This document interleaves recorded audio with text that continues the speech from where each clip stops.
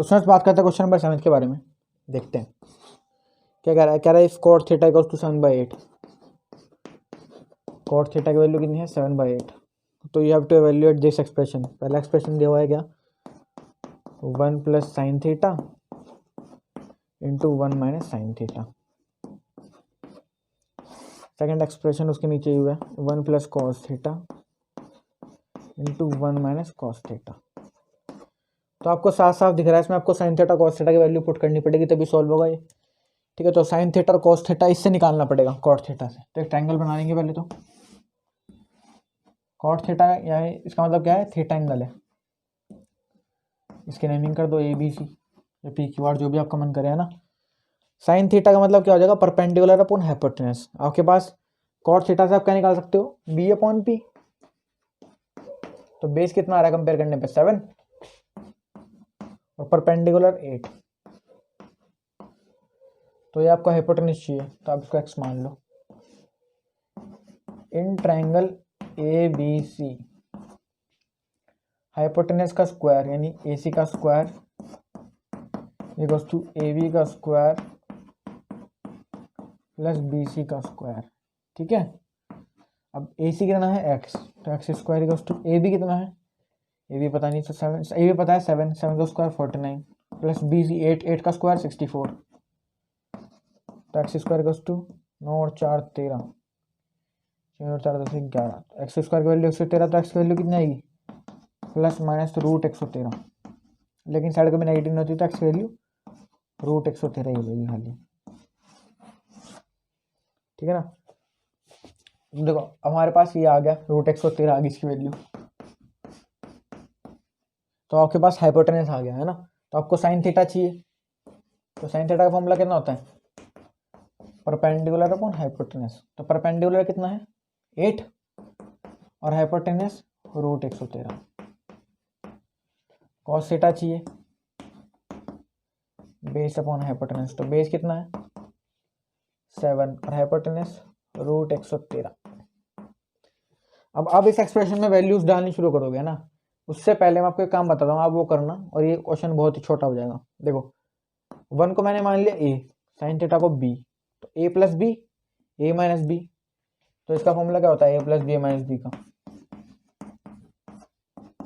भाई A² - B² ये तो होता है, लिख दो बस उसको। तो A कितना है 1, तो 1 का square minus sin square theta, ऐसे नीचे करेंगे तो 1 - cos स्क्वायर थीटा, ठीक है। अभी भी छोटा हो सकता है वो, देखो 1 सॉरी अभी आपको वो आप लोगों ने वो आइडेंटिटीज नहीं पढ़ी तो आप लोग ध्यान दो उसको, है ना। आप लोग डायरेक्ट वैल्यू पुट करो यहाँ पे। sin थीटा की वैल्यू कितनी है 8/√113, इसका स्क्वायर करेंगे 1 - 7/√113, इसका स्क्वायर करेंगे, ठीक है। तो कितना हो जाएगा 1 - 8 का स्क्वायर 64/113, 1 - 7 का स्क्वायर 49/113, एलसीएम ले लो 113 - 64/113 113 - 49/113, इससे तो ये कैंसिल आउट हुआ पहले तो। 113 - 64 करेंगे तो कितना आएगा ये आपके पास आएगा 49, उसको करेंगे तो 64 आएगा। ये कैंसिल होता है किसी से ये कैंसिल नहीं हो रहा शायद किसी से भी, है ना। ये कैंसिल नहीं हो रहा, क्या हो रहा है नहीं हो रहा है, तो इसको इतना ही छोड़ दो बस, कैंसिल नहीं हो रहा तो इसको इतना ही छोड़ दो 49/64, ये आपका आंसर है, ठीक है ना। अच्छा अगला एक्सप्रेशन क्या है cot स्क्वायर थीटा, तो cot थीटा गिवन है, cot स्क्वायर थीटा निकाल लोगे, कैसे निकालोगे cot square theta. cot theta की वैल्यू भाई कितनी है 7/8, है ना। तो cot स्क्वायर थीटा का मतलब कुछ नहीं है 7/8 का स्क्वायर करना है बस। तो 7 का स्क्वायर कितना आ जाएगा 49, 8 का स्क्वायर 64, ये आपका आंसर ये जहाँ आ रहा था ये इसका भी आंसर है सेकंड वाले का भी, ठीक है। तो बढ़ते हैं क्वेश्चन नंबर 8 पे, before that please note this term. तो फ्रेंड्स बढ़ते हैं 8th क्वेश्चन पे, देखते हैं। देखो 8th क्वेश्चन क्या कर रहा है 3 cot A = 4, तो cot A की वैल्यू सिंपल यहाँ से कितना आ जाएगी 4/3। तो आपको करना है check whether 1 minus tan square A upon 1 plus tan square ए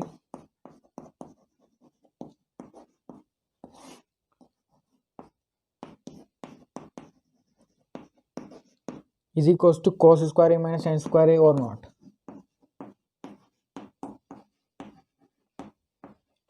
आपको ये चेक करना है कि ये इक्वल है एक्सप्रेशन या नहीं है। तो आपके लिए आपको इसमें क्या क्या इवेल्युएट करना पड़ेगा, ten A cos A sign ए। तो आपके पास ये इवेल्युएट करना पड़ेगा। आपके पास सिर्फ कॉट ए है, तो एक ट्रायंगल बनाएंगे सबसे पहले, तो जिसका एंगल कहाँ पे होगा, ए पे। तो ए अंदर नहीं आता, ये बाहर ही आएगा।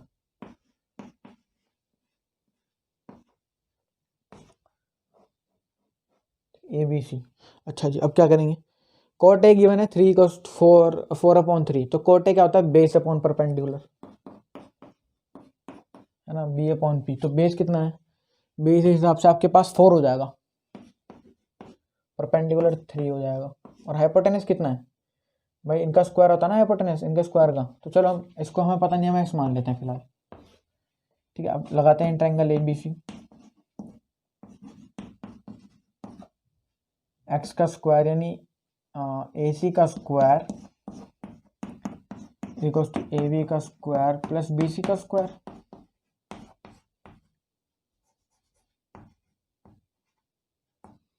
ए सी कितना है, ए सी आपके पास है एक्स, तो एक्स का square equals to A B कितना है 4 का स्क्वायर प्लस 3 का square. X square equals to 4 का स्क्वायर 16 प्लस 3 का स्क्वायर 9। तो एक्स स्क्वायर की वैल्यू 25, तो एक्स के लिए प्लस माइनस 5, और साइड कभी नेगेटिव नहीं होती तो प्लस माइनस 5 हम सिर्फ 5 ले लेंगे। ठीक है, ये फालतू का काम नहीं है भाई, ये इवेल्युएट करना बहुत ज़रूरी होता है, आगे हायर क्लासेस में बहुत ज़रूरी होती है ये चीज़। ठीक है, इसलिए अगर आप लोग अभी से आदत डाल लोगे तो आपको ज़्यादा दिक्कत नहीं होगी आगे। अच्छा, आखिर एक्स की वैल्यू कितनी आ गई, 5 आ गई, है ना। तो आपको क्या निकालना है, पहले tan ए निकालना है। tan ए कितना हो जाएगा, p अपॉन बी। तो परपेंडिकुलर कितना है 3, बेस कितना है 4, साइन ए कितना आएगा p upon H. p perpendicular कितना है 3 और हाइपोटेनस 5, और cos ए कितना आएगा b अपॉन एच। बेस कितना है 4 और हाइपोटेनस 5। बस अब इसमें वैल्यू डालेंगे, हमारे पास तीनों वैल्यू आ गई, हम लिखेंगे इसको इसके अंदर। 1 माइनस tan ए कितना है 3/4, तो उसका स्क्वायर करना पड़ेगा क्योंकि tan स्क्वायर है। अगर यहाँ पे स्क्वायर लगा हुआ तो उसका स्क्वायर कर देंगे।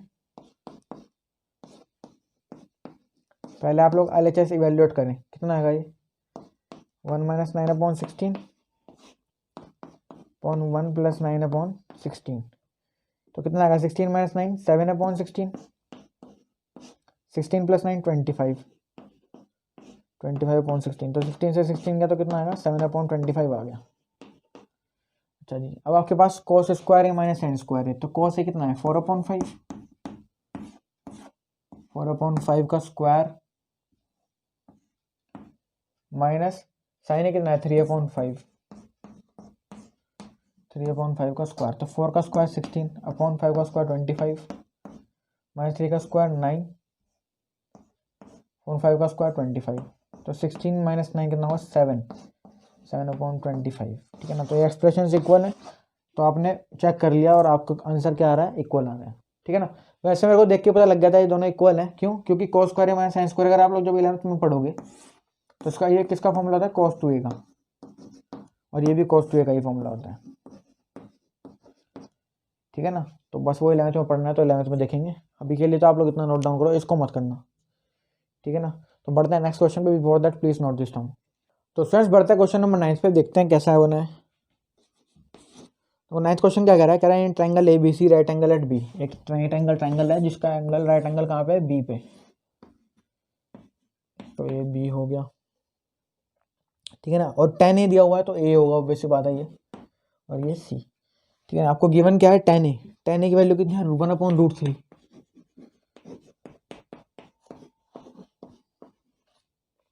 तो परपेंडिकुलर अपॉन बेस हो जाएगा ये, है ना। तो परपेंडिकुलर इससे कितना आ रहा है 1 और बेस कितना आ रहा है √3। तो आप लोग इसको x मान लो फिलहाल। तो है ना, कि आपको इसकी जरूरत पड़ेगी। In triangle A B C perpendicular A C का square equals to A B का स्क्वायर प्लस बी सी का स्क्वायर। ए सी कितना है, ए सी आपके पास एक्स, तो एक्स का square equals to A B कितना है √3, तो √3 का स्क्वायर, बी सी कितना है 1 का स्क्वायर, तो एक्स स्क्वायर इक्वल्स टू √3 का स्क्वायर 3 प्लस 1 का स्क्वायर 1, तो एक्स स्क्वायर इक्वल्स टू 4, तो एक्स की वैल्यू कितनी आ गई +-2, लेकिन प्लस माइनस नहीं लेंगे, सिर्फ प्लस लेंगे क्योंकि साइड कभी नेगेटिव नहीं होती, ठीक है ना। तो एक्स की वैल्यू 2 आ गई, तो इसका मतलब क्या आ गया, हमारे पास हाइपोटेनस 2 आ गया, ठीक है ना। अच्छा जी, आपको क्या चाहिए, साइन ए चाहिए, कॉस सी चाहिए, ठीक है। कॉस सी पे ध्यान रखना, ये कॉस सी यहाँ से डायरेक्ट इवैल्यूएट नहीं कर सकते अब, तो उसके लिए एक अलग ट्रायंगल बनाना पड़ेगा जिसका एंगल कहाँ पे होगा, सी पे होगा, तो ये सी पे होगा यहाँ पे, ठीक है। और राइट एंगल तो कहाँ पे हो, बी पे है, तो ये ए हो जाएगा। तो उसके हिसाब से अगर हम देखें तो देखो हमारे पास ए बी की वैल्यू कितनी थी √3, तो अभी √3 यहाँ पे आएगा, तो अब परपेंडिकुलर कितना हो गया √3 हो गया, और बेस कितना है, बी सी कितना है 1, तो 1 हो गया बेस, तो ये हाइपोटेनस के हिसाब से कितना आएगा, ये अगेन आपके पास 2 आ जाएगा, ठीक है ना। पाइथागोरस लगाओगे 2 आ जाएगा। अभी एंगल सी और कॉस, अब देखो यहाँ से तो सी वाले एंगल वाले निकलेंगे जिसमें साइन कॉस सी और साइन सी निकलेगा यहाँ से, और यहाँ से क्या निकलेगा साइन ए कॉस सी निकलेगा। तो आपको क्या चाहिए, साइन ए चाहिए, तो साइन निकाल लो कितना आएगा सेकंड वाले ट्रायंगल से, साइन ए कितना होगा P/H, परपेंडिकुलर कितना है, परपेंडिकुलर 1 है, और हाइपोटेनस कितना है 2, यहाँ से कॉस सी निकालना पड़ेगा ना, कॉस सी, सी एंगल कहाँ पे है, यहाँ पे है, तो यहाँ से कॉस निकलेगा, कॉस सी का फॉर्मूला कहते हैं B/H, बेस अपॉन हाइपोटेनस, तो बेस कितना है यहाँ पे 1 अपॉन हाइपोटेनस कितना है 2। अब आपको चाहिए कॉस ए, तो कॉस ए वहां से निकलेगा, कॉस ए का फॉर्मूला क्या है B/H, बेस कितना है वहां पर √3 और हाइपोटेनस कितना है 2, और साइन सी इस वाले फर्स्ट वाले से निकलेगा, साइन का फॉर्मूला क्या होता है P/H, तो परपेंडिकुलर कितना है, परपेंडिकुलर आपके पास √3 और हाइपोटेनस 2, ठीक है ना। आपको इन दोनों को सब्ट्रैक्ट करना है, तो 1/2 इंटू 1/2 साइन ए कॉस सी का मतलब क्या है, साइन ए इंटू कॉस सी, तो sign A into cos C minus cos A into sine सी, तो √3/2 इंटू √3/2, तो 1/2 इंटू 1/2 1/4 माइनस √3 इंटू √3 3, तो 3/4। अच्छा जी, प्लस करना है, सॉरी प्लस करना है, तो 3 + 1 4/4 which will be equal to 1, ठीक है। अगर आप जब आप 11th क्लास में जाओगे तो आपको ये कुछ भी नहीं लगेगा उसका आगे, क्योंकि वहाँ पे बहुत एडवांस लेवल के क्वेश्चन हो जाएंगे, ठीक है। सेकंड पार्ट बिल्कुल ऐसे ही होगा, जिस इसमें से आपको कॉस सी और ये जो कॉस सी है ये आपको वैल्यू दे दी है, बस वैल्यू पुट करना, आंसर आ जाएगा, ठीक है। Second part do yourself. बढ़ते हैं 10th क्वेश्चन पे, before that please note this down. तो स्टूडेंट्स बात करते हैं क्वेश्चन नंबर 10th के बारे में, इंपॉर्टेंट क्वेश्चन है, इसको इंपॉर्टेंट लगा लेना, ठीक है। बोर्ड एग्जाम में बहुत पूछा जाता है ऐसे क्वेश्चन। इन ट्रायंगल PQR, एक ट्रायंगल है PQR, तो इसको डायरेक्ट बनाते हैं ना,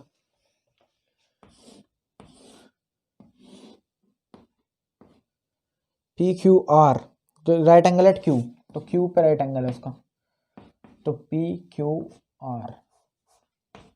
तो आप लोगों ने पहले जो आपको इवेल्यूएट करना होता है वो क्या इवेल्यूएट करना है, साइन P cos P, तो आपको पता है उसमें एंगल P है, तो आप लोग पहले यहाँ पे एंगल P ले लिया करो, ठीक है ना। अगर साइन A चाहिए होता तो हम लोग यहाँ पे क्या लेते ABC उस हिसाब से, ठीक है ना। जो मतलब आपको रेशो में आपको जो एंगल दिया वो आप यहीं पे लोगे हमेशा, इसके इस वाले पॉइंट पे, ठीक है। और अगर ऐसे बनाते हो तो इस वाले पॉइंट पे, ठीक है ना।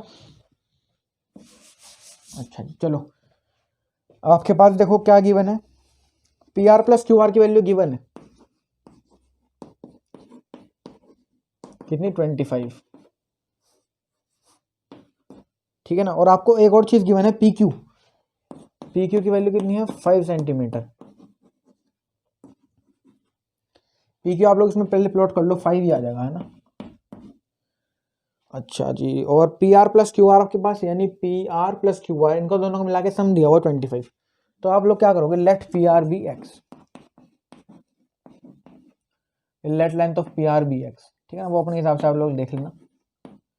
तो क्यू आर की वैल्यू कितनी हो जाएगी यहाँ से, क्यू आर की वैल्यू अगर मैंने यहाँ पी आर की वैल्यू एक्स डाल दी तो क्यू आर की वैल्यू कितनी आ जाएगी 25 माइनस एक्स, ठीक है ना, ये तो आएगी।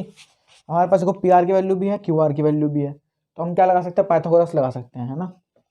पी आर की वैल्यू कितनी आ गई एक्स, तो ये एक्स हो गया, और क्यू आर कितना आ गया 25 माइनस एक्स, ये आ गया। तो अब क्या करेंगे, in triangle P Q are,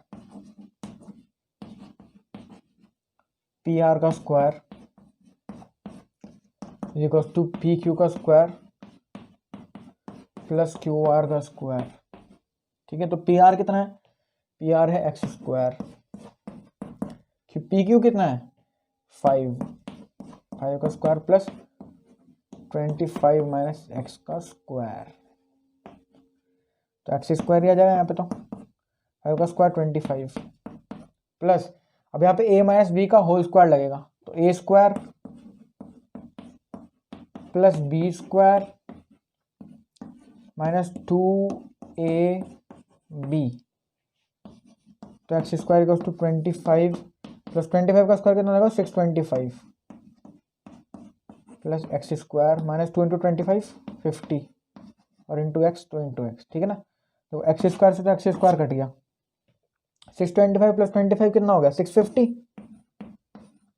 minus 50x, zero के इक्वल था तो इक्वल टू जीरो कर दूं इसको यहाँ पे लाके, कुछ फर्क तो नहीं पड़ेगा।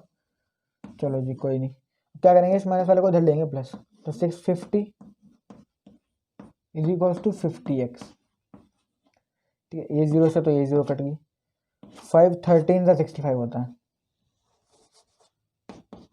ठीक है। तो 13 इक्वल्स टू एक्स, और एक्स की वैल्यू कितनी आ गई यहाँ से 13 कंक्लूड कर सकते हैं ना, एक्स की वैल्यू कितनी आ गई 13, ठीक है। तो एक्स की वैल्यू 13 आ गई, तो पी आर कितना आ गया 13 सेंटीमीटर, और क्यू आर कितना आ गया 25 माइनस 13 दैट इज 12 सेंटीमीटर, ठीक है। अब आपके पास तीनों साइड हैं, तो आप लोग यहाँ पे डायरेक्ट लिख देना इसकी वैल्यू, ठीक है। एक्स की वैल्यू कितनी आएगी, एक्स कितना है आपके पास पी आर, तो पी आर कितना है 13, तो ये 13 आ गया, और क्यू आर कितना आ गया 12, ये 12 आ गया, ठीक है। अब आपको प्रॉब्लम नहीं होगी, आपको क्या चाहिए sine P cos P and tan P, तो साइन पी चाहिए, साइन पी का फॉर्मूला क्या होगा परपेंडिकुलर अपॉन हाइपोटेनस, परपेंडिकुलर कितनी है ये वाली साइड, तो क्या होगा परपेंडिकुलर की वैल्यू 12 और अपॉन हाइपोटेनस, हाइपोटेनस कितना है हाइपोटेनस है आपके पास 13, तो ये 13 आ गया। कॉस पी, कॉस कितना है कॉस बेस अपॉन हाइपोटेनस, तो बेस कितना है यहाँ पे बेस है 5 अपॉन हाइपोटेनस कितनी है 13, 10p, 10p में आपके पास कहता है p अपॉन बी, तो परपेंडिकुलर कितना है आपके पास 12 और बेस कितना है 13, सॉरी 13 नहीं 5, ठीक है। तो ये आपके पास तीनों रेशियोज आ गए, आंसर है आपके, ठीक है ना। इस तरह से करना था ये 10th क्वेश्चन। बढ़ते हैं 11th क्वेश्चन पे, before that please note this down. तो स्टूडेंट्स बात करते हैं क्वेश्चन नंबर 11th के बारे में, दीज आर ट्रू और फॉल्स टाइप क्वेश्चंस, ना ट्रू फॉल्स हैं, तो देखेंगे। तो 11th क्वेश्चन के फर्स्ट पार्ट में क्या कह रहा है, वो कह रहा है the value of 10a is always less than 1, क्या 10a की वैल्यू हमेशा 1 से कम रहेगी, है ना। तो ये चीज बतानी है ट्रू है फॉल्स है। तो 10a का मतलब क्या है साइन ए अपॉन कोस ए, या फिर एक काम करो साइन ए अपॉन कोस ए लिख के हम क्या लिखेंगे इसको परपेंडिकुलर अपॉन बेस, है ना, perpendicular upon base is less than 1, यानी perpendicular is always less than base. क्या परपेंडिकुलर हमेशा लेस देन बेस होगा अगर 10a को डिफाइन होना है, तो 10a का मतलब क्या होता है यहाँ पे a, ये b, ये c, तो आपको क्या हमेशा ये परपेंडिकुलर की जो लेंथ है ये जब छोटी होगी बेस से, क्या इसका जरूरी है बेस से छोटा होना, तो तभी 10a डिफाइन होगा।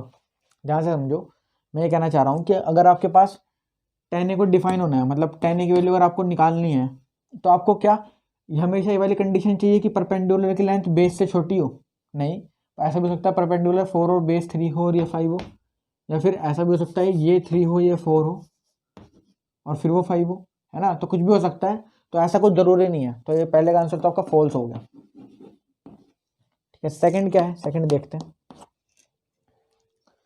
sec a equals to 12/5 for some value of angle A. sec a की वैल्यू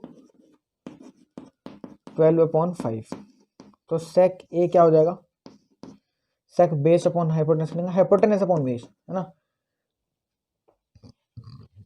हाइपोटेनस कितना है 12 है, अच्छा जी, तो हाइपोटेनस इक्वल्स टू 12 है और बेस की वैल्यू कितनी है 5, यानी परपेंडिकुलर कितना आ जाएगा यहाँ से 12 आ जाएगा। ठीक है, तो sec a equals to 12/5 for some value of angle a। तो इसको ट्राइंगल पे अगर प्लॉटिंग करेंगे तो ये एंगल a हो गया, ये b, ये c, तो sec a कितना है 12/5, तो बेस हाइपोटेनस कितना है 12 और बेस कितना है 5। तो ऐसा हो सकता है, ऐसा हो सकता है, क्यों, देखो ये तो 12 आ जाएगा ना, तो आपको पता ही है अगर sec आपको निकालना है तो यहाँ पे आपके जो ऐसा कंडीशन हो सकती है ना कि आपका ये जो हाइपोटेनस है ये 12 हो और ये बेस जो है 5 हो, है ना। ऐसा हो सकता है क्योंकि ज़रूरी तो नहीं है ना, क्योंकि हाइपोटेनस सबसे लंबी साइड होती है ट्रायंगल की, राइट एंगल ट्रायंगल की, है ना। तो ऐसा हो सकता है कि sec एक ये वाली जो साइड है हाइपोटेनस इसकी लेंथ 12 हो और इसकी बेस की कितनी हो 5 हो, है ना। ऐसा कोई मतलब इसमें कोई लिमिटेशन तो नहीं है ना कि ऐसा नहीं हो सकता, ऐसा हो सकता है बिल्कुल। तो ये कंडीशन क्या है, ट्रू है, ठीक है ना। थोड़ा सा लैंग्वेज कंफ्यूज करने वाली थी, ज़्यादा कुछ था नहीं वैसे। अच्छा, cos is the abbreviation use for cosecant of angle है, नहीं जी, cos की तो एब्रिविएशन क्या होती है, कोसाइन, ठीक है ना। तो कोसेकेंट तो कोसेक की होती है, तो ये फॉल्स है। फोर्थ वाला क्या है, cot is the product of cot and A, नहीं ये भी फॉल्स है, क्योंकि कॉट ए का मतलब कॉट इनटू ए नहीं है ना, दिस इज फॉल्स, ऐसा नहीं होता भाई, ए तो एक एंगल होता है, एंगल, ठीक है, तो एंगल लगा हुआ है कॉट के साथ, इसका मतलब प्रोडक्ट नहीं होता। साइन थीटा के sine theta equals to 4/3, sine theta equals to 4/3,